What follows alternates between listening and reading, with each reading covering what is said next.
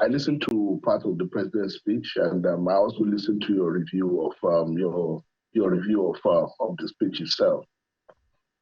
I must say, as a citizen, not just as a party, as an opposition party spokesperson, as a citizen of Nigeria, I must say that I'm profoundly disappointed because, and why do I say so?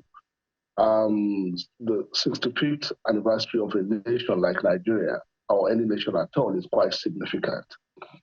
But listening to the president, you would think that what he was delivering was his budget speech or his annual performance review, rather than speaking to a history of a nation like Nigeria at this critical time. I was waiting for when the president will anchor everything he was saying within a historical context. But apparently, the president was not able to rise above the limitations of his administration.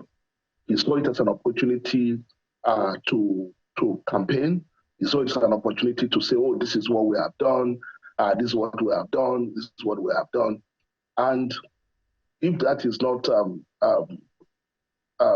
bad enough, much of what the president claimed to have achieved, we can't deny some of them, but majority of what the president has said, you analyze that this president spent 30% of the speech talking about the economy. And most of what the president said regarding the economy does not reflect the reality of Nigerians.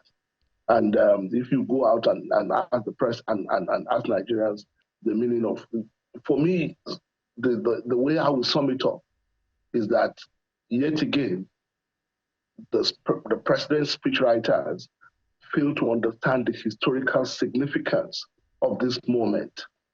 And in speaking about the economy especially, the president appeared to be speaking to economic experts and analysts rather than speaking to the reality of Nigerians.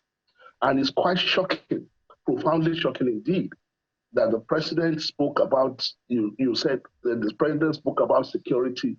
Only 44% of his speech was dedicated to the insecurity in the country. I think there's something quite misaligned in the president speaking at this time and just mentioning insecurity in passing, when every single day Nigerians live in fear. We had the story of your colleague that was killed as a result of the armed robbery attack in Abuja, the seat of power, just a few kilometers away from the Aso Rock Villa.